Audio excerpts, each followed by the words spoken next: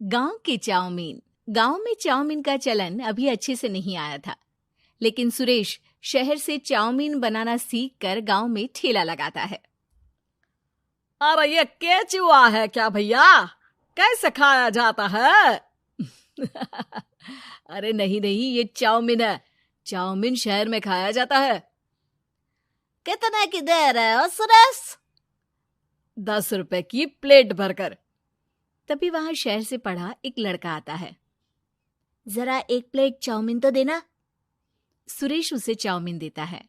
उसे चाउमीन खाता देख गांव वाले भी उससे चाउमीन ले लेते हैं और खाने लगते हैं। अरे वाह सुरेश भैया, कमाल की बनाए हो। 2 प्लेट मेरे बच्चों के लिए भी पैक कर दो। बस फिर क्या था, सुरेश का ठेला लगता है और चाउमीन खरीदने वालों की लाइन लग जाती है। तभी वहां से गांव का साहूकार होकर गुजरता है। और ये क्या भीड़ लगी है? लगता है झगड़ा हो गया है गांव में। चलूं मैं अभी तो मजे ले लूं। अरे कहाँ है, इतनी भीड़ लगी है यहाँ? लड़ाई हो गई है क्या? अरे साहूकार साहब, ना ना ना, कोई लड़ाई ना हुई है। ये तो सुरेश की दुकान है चाउमीन की। हम लोग चाउमीन खाने आए हैं, आप भी खाइए ना।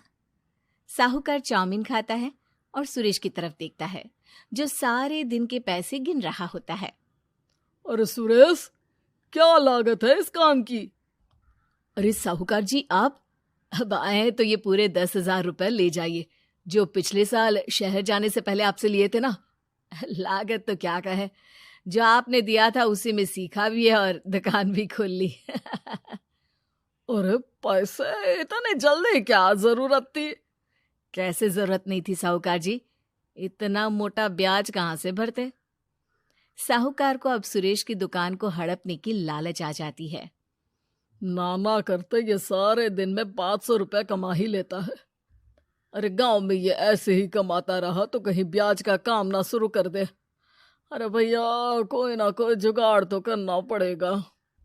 अब साहूकार घर आ जाता है और अपनी बीवी को सारी बात बताता है। हाँ जी, ये तो मैंने भी सुना है कि सुरेश के हाथ की चाउमीन नहीं खाई तो कुछ नहीं खाया। अरे हाँ हाँ, सही ही कहते हैं। मैं अभी खा कर ही आ रहा हूँ। अरे भाग्यवान है, कितना अच्छा हो ना अगर वो पैसा हम लोगों को मिल जाए। क्यों हैं? हाँ, वो तो है, लेकिन कैसे? हम लोगों को तो चाउमीन बनाना आता ही नहीं है। साहूकार और उसकी बीवी अब रोज चुपके से सुरेश के घर जाते हैं और खिड़की से उसे चाउमीन बनाते देखते। अब क्या था, दोनों को चाउमीन बनाना आ जाता है। फिर एक रोज, और सुरेंद्र, तुझे साहूकारनी ने बुलाया था। बोल रही थी कि बेटे के जन्मदिन में 10 किलो चाउमीन का ऑर्डर देना है। बना दोगे ना? अरे हाँ हाँ साहूकार जी, मैं जरूर बना दूंगा। कब देना है घर में 10 किलो चाउमीन? अरे वो तो तू घर आकर बता कर लेना, मैं नहीं बता पाऊंगा। ठीक है, शाम को काम निपटा कर आ जाता हूँ। सुरेश साहूकार के घर जाता है, लेकिन वहां मियाँ बीवी मिलकर उसे बंधक बना लेते हैं। अरे मुझे क्यों बांध रखा है? मुझे छोड़ दो। आज से तेरा ठेला मैं लगाऊंगा और बहुत सारे पैसे कमाऊंगा। साहूकार एक आदमी को सुरेश की निगरानी में लगा देता है और वहां से चला जाता है। अगले दिन, अरे साहूकार जी, आप कब से चाउमीन बेचने लगे और अपना ये सुरेश कहाँ गया?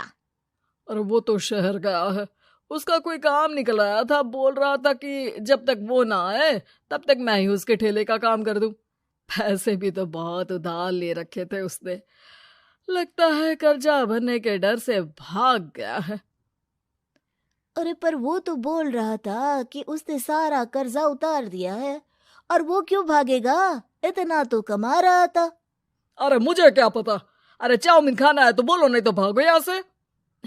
अरे हाँ हाँ, दे दो दे दो। अब तो चाउमीन खाना पूरे गांव के लोगों के लिए आदत ही बन गया है। ना खाओ तो नींद ना आए। हाँ हाँ, तो लो और निकालो 50 रुपए। 50 रुपए क्यों? सुरेंद्र तो 10 रुपए में देता था। अरे वो पागल था, मैं थोड़ी ना हूँ। गांव वाले, जिनको चाउमीन की लत लग गई थी, वो करते भी क्या? दे दो और ये लो 50 रुपए। लेकिन फिर साहूकार उन लोगों को प्लेट में थोड़ी सी चाउमीन रख देता है। अरे ये क्या, पैसे 5 गुना ज्यादा और चाउमीन बस इतनी सी। अरे साहूकार साहब, भगवान से तो डरो। बस फिर क्या था, साहूकार की मन मर्जी चलने लग जाती है और गांव वाले करते भी क्या। एक रोज मुझे तो लगता है कि सुरेश को साहूकार ने मार डाला होगा, क्योंकि उसका काम इतना अच्छा चल रहा था, फिर वो क्यों जाता, और वो भी साहूकार के हवाले दुकान करके। ना बाबा ना। अगले रोज भाग्यवान, देखो तो जरा, इस सुरेश भी ना कितना पागल था। जिस काम से वो ज्यादा पैसे बना सकता था, उससे इतने कम पैसे छाप रहा था। 50 रुपए प्लेट में भी गांव वाले खूब खा रहे हैं चाउमीन। हाँ जी, और जितने में वो लोगों को 10 प्लेट खिलाता था भर भर कर हम लोग उतने में 20 प्लेट बना रहे हैं। क्यों जी? वहीं सुरेश रोज भगवान से मांगता कि बस एक बार वो किसी तरह वहां से निकलने में कामयाब हो जाए, लेकिन उसकी हर कोशिश नाकामयाब होती। फिर एक दिन, अरे भाग्यवान, ऐसा कुछ करो कि चाउमीन बनाने का खर्चा आधा हो जाए, जिससे हम लोगों को और मुनाफा हो। ना जी, मुझे तो कोई तरकीब ना सूझ रही।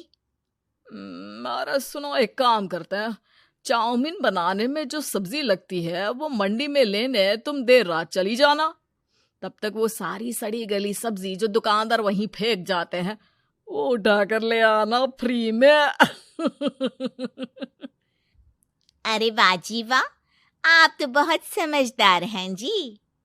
बीवी वैसा ही करती है, लेकिन अब लोग चाउमीन खाते तो मुंह बनाकर। फिर एक बार, अरे राम राम राम, ये पेट में दर्द काहे हो रहा है? आई, आई, आई, आई, आई। हाय रे हाय, मेरा भी पेट दर्द के मारे फटा जा रहा है। सभी को शक हो जाता है कि उन लोगों को चाउमीन खाने से ही ये बीमारी हो गई है। वहीं दूसरी तरफ जो आदमी सुरेश की निगरानी कर रहा था, वो सो रहा होता है और मौका देखकर सुरेश वहां से भाग जाता है। सुरेश गांव वालों के पास जाकर उन्हें सब कुछ बता देता है। बस अब क्या था, साहूकार के घर पुलिस पहुंच जाती है। चलो, तुमने गांव के लोगों को खराब सब्जी वाली चाउमीन खिलाकर बीमार किया और सुरेश को बंधक बनाया। तुम्हें इसीलिए हम गिरफ्तार कर रहे हैं। साहूकार को पुलिस ले जाती है और फिर अगले दिन से सुरेश का ठेला गांव के बाजार में लग जाता है, जहां अब पहले से ज्यादा भीड़ होती है।